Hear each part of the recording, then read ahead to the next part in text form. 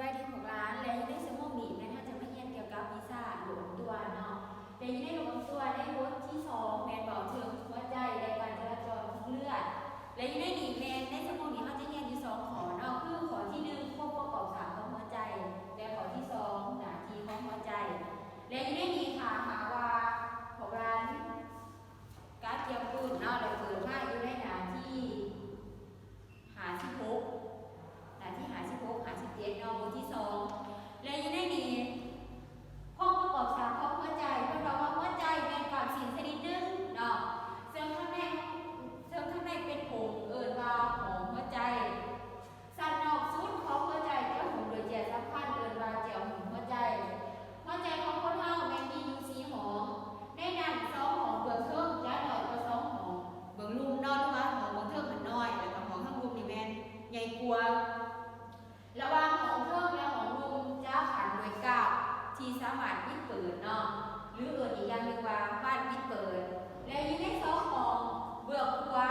มีหูแล้วมันมี4หองเนาะและ2หองเบือกหัวจะเห็นหน้าที่รับทรงเลือดดำและ2หองเบือกซ้ายจะเห็นหน้าที่รับทรงเลือดแดงเนาะและก็มีแม่ครบประกอบ3ของหัวใจเนาะแล้ววันนี้มาขอข้อที่2หน้าที่หัวใจของคนเฮามีหน้าที่เฮ็ดหยังเนาะแล้วเขาเฮ็ดเวียกจังไดเลยได้ดีคนเราว่าหัวใจจะเห็นเบียดอยู่ตลอดเวลาแมนบอหัวใจเห็นเบียดอยู่ตลอดเวลานอกจากว่าเห็นเบียดก็คือบริหารใจบอหัวใจเข้าเต้นเนาะหัวใจเห็นเบียดตลอดเวลาเพื่อให้เลือดในร่างกายมันเลือดเป็นปกติเลือดดำที่ออกจากส่วนต่างๆของร่างกายเลือดดำในเลือดที่น้ำใสแล้วเนาะเลือดดำที่ออกจากส่วนต่างๆของร่างกายจะไหลของหับหัวของเบื้องหัวแม่นของพับทรงเลือดดำเนาะผู้บอกไปแล้วถือน้ำทรงผ่านวันปิดเปิดเขาสู่ของทรงหัวหลังจากเขาสู่ของทรงหัวแล้วจะทรงเป็นเส้นเลือดใหญ่และทรงต่อไปหาปอดเนาะเพื่อให้ปอดฟอกให้เป็นเลือดแดงพร้อมเดียวกันนั้นเลือดแดงที่ออกจากปอดจะกลับเขาไปสู่ของหับทราย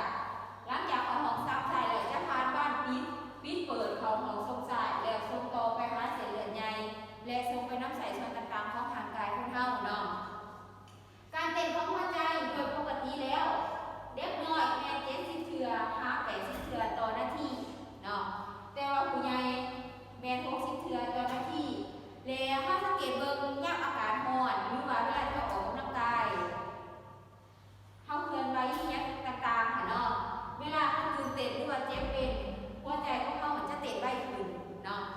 และอยู่ในนี้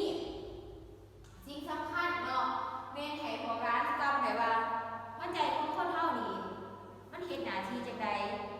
และแต่ละหองมันมีหน้าที่หยังก็คือให้จื้อง่ายๆเนาะสำคัญคือให้จื้อง่ายๆคือตัวนี้2หองเบื้องหัวมีหน้าที่รับทรงเลือดดำและ2หองเบื้องซ้ายมีหน้าที่รับทรงเลือดแดงและก็หองของหัวใจหันที่มี4หองและหอง2หองมันจะต่างกันเด้อ4กันอยู่2หองเบื้องเทิงจะน้อยเนาะและ2หองเบื้องลุ่มจะใหญ่กว่าแล้วบัดนี้การฟอกเลือดหมายถึงว่าหัวใจของคนเฮานี่จะเป็นบอลรับทรงเลือดที่ใส่แล้วแล้วก็เลือดที่บ่ทันได้ใส่เนาะคือเลือดดำรับเลือดดำจากส่วนต่างๆของร่างกายนะที่เฮาใส่แล้วมันส่งต่อไปให้ปอดเพื่อขอให้ปอดมันฟอกให้เป็นเลือดแดงเนาะคือเฮาเรียนในบทที่1แล้วว่าเฮาหายใจเข้าไปเนาะหายใจผ่านหลอดลมไปบ่ลมไปหาปอดเพื่อเปลี่ยนอากาศข้างในเป็นบ่เฮาหายใจออกซิเจนเข้าแล้วก็ปล่อยก๊าซคาร์บอนิกออกเพื่อฟอกให้เป็นเลือดดำให้กลายเป็นเลือดแดงแล้วสามารถเอามานำใส่ได้อีกเนาะคือเลือดแดงที่เฮาใส่ในร่างกายของคนเฮานี่เวลาที่เฮาใส่ไปแล้วมันจะกลายเป็นเลือดดำและหลังจากนั้นเลือดดำจะจะถือฟอกให้กลายเป็นเลือดแดงโดยผ่านการหายใจของคนเฮาเนาะคือเฮาเรียนมาแล้วเนาะปอดเฮ็ดหน้าที่ฟอกเลือดดำให้กลายเป็นเลือดแดง